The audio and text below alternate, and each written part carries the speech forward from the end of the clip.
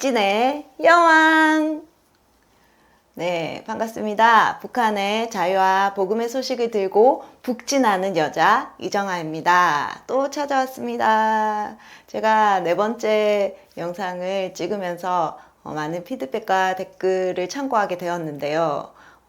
첫 번째 제일 궁금해 하시는 분들이 경상도 사람 아니가? 이렇게 댓글을 남겨주신 분이 있습니다.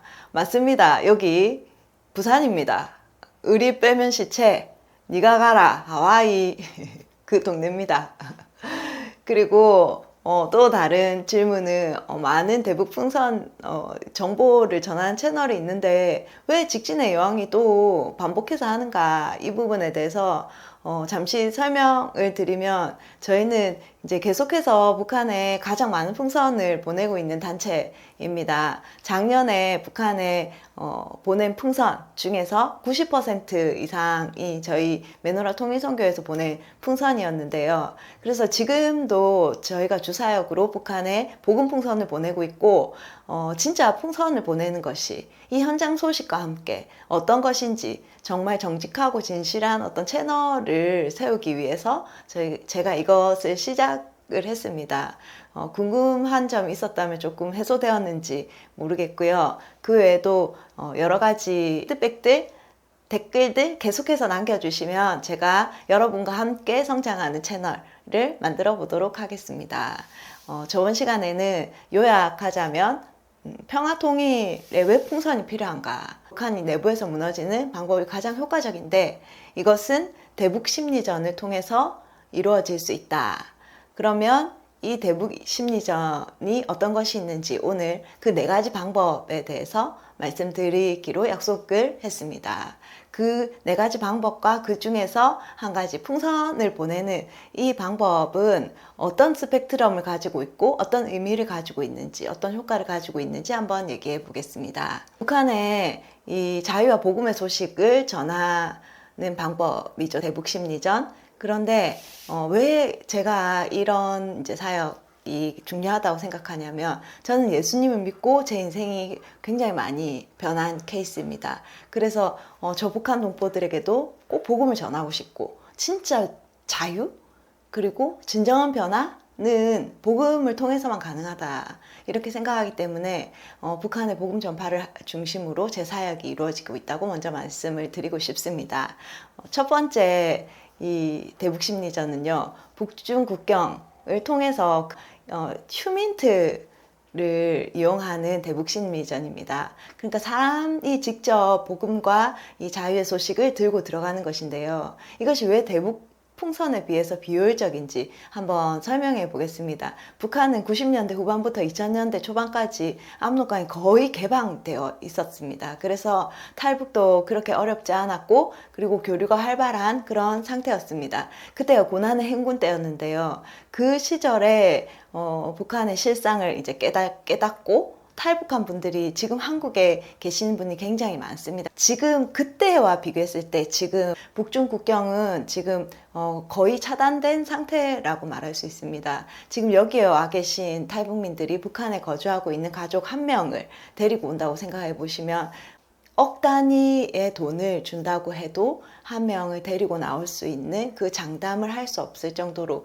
휴민트가 차단된 상태입니다. 지금 한국으로 들어오시는 분들은 거의 중국에 이미 나와 계신 분들이거나 아주 특별한 케이스로 탈북하시는 분들입니다. 그래서 현재 휴민트를 통해서 소식을 전달하는 것은 아주 위험한데요. 만약 어떤 사람이 성경책을 등에 지고 북한으로 들어가는 것과 그리고 풍선에 성경책을 넣어서 북한으로 보내는 방법을 비교를 해보시면 어떨까 생각이 듭니다. 휴민트들이 웬만해서는 그런 리스크를 가지고 북한으로 들어가는 그렇게 하지 않습니다. 만약 북한에 이제 진입을 했다, 복음을 들고 진입을 했다 손 치더라도 그것을 발각되면 바로 정치범 수용소, 아니면 처형입니다. 그렇기 때문에 복음을 들고 들어간다고 해서 그것을 전달한다, 이것은 거의 사실은 확률이 희박하다고 할 수 있습니다. 두 번째 대북 심리전은 대북 방송입니다. 이것은 윤 정부에서 자유의 소리 대북확성기 방송을 통해서 여러분들에게 많이 알려졌을 거라고 생각을 합니다. 이 대북 방송이 얼마나 효과적인 방법인지는 여러분들이 더 잘 아실 건데요. 그런데 이것은 38선 접경 지역에 있는 주민들과 군인들에게만 효과가 있는 것입니다. 그 외에 내륙으로 들어가면 효과가 전혀 없죠. 그렇다면 이 대북 방송을 또 다른 곳에서도 많이 한다고 알려져 있는데 어떤 효과가 있는지 살펴보겠습니다. 이것도 복음을 전하는 통로로 아주 불가능한 것은 아닙니다. 그렇지만은 현실 가능성이 희박하다는 것을 말씀드립니다.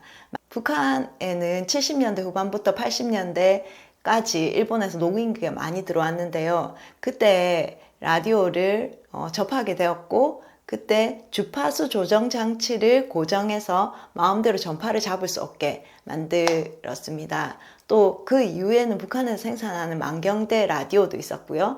그리고 또 일반 주민들이 특별한 어떤 재능을 가진 사람들이 라디오를 만들어 가지고 듣기도 했습니다. 그런데 이런 것들을 사용할 수 있는 사람들이 굉장히 이제 한정되어 있다고 볼 수 있습니다. 만약에 라디오를 접한다고 해도 조절 장치를 마음대로 풀고 또 들키지 않을 확률, 재주를 가진 사람들도 아주 낮고요. 그리고 이 라디오를 접할 수 있는 사람들도 아주 특별한 어떤 계층이 아니면 일반 주민들은 잘 접할 수 없다고 볼 수 있습니다.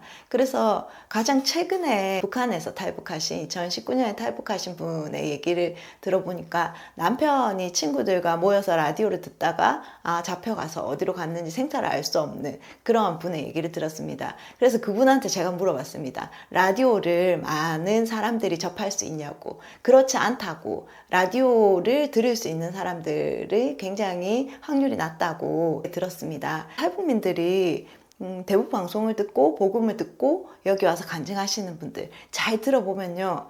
중국에 가서 들었거나 아니면 바다로 나가서 들었다는 분들이 굉장히 많습니다. 그런데 이 대북 풍선이라는 것은 어떤가 하면요. 우리가 저 북한의 머리띠 여왕이 남한에 오물풍선을 보내서 한번 경험해 보지 않았습니까? 내륙 어디든지 산이든 계곡이든 들이든 들판이든 집안 마당이든 랜덤하게 떨어진다는 것입니다. 어떤 사람은 특별한 사람이기 때문에 떨어지고 어떤 사람은 특별하지 않기 때문에 이것을 접할 수 없고 그런 것이 아니고 하나님이 바람을 이용해서 전달하고 싶은 곳에 언제든지 전달할 수 있는 그런 차별하지 않는 풍선이라고 볼 수 있습니다. 그래서 이 풍선이 가는 곳은 하늘에서 만나가 떨어지는 그런 사역 이라고 볼 수 있습니다. 그리고 세 번째로는 바다를 통해서 쌀페트병을 보내는 그런 사역들 많이 보셨을 거라고 생각합니다. 이거 다음 주에 조금 더 자세하게 말씀드리겠습니다. 간단하게 말씀드리면 이 서해안에는 연안유가 흐르는데 연안유가 북에서 남으로 흐릅니다. 그래서 이 페트병을 보낼 때 썰물을 통해서 보내죠. 그럴 때 이것이 정말로 북한으로 가는가에 대해서는 여러분들이 많은 자료를 통해서 이 서해의 많은 섬들에 이 쓰레기가 계속 쌓인다는 것을 보셨을 것입니다.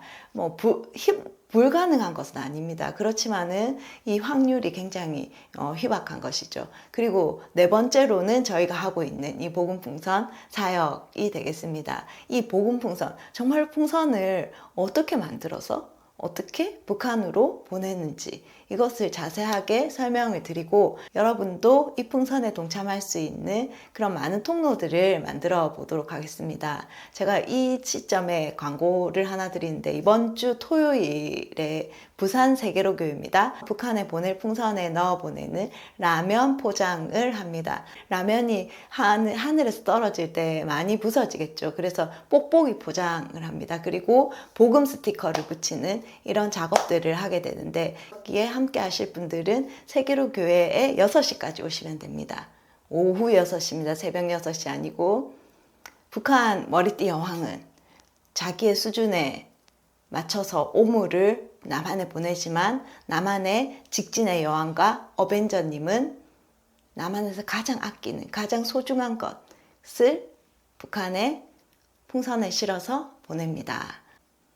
지금까지 들어주셔서 감사합니다.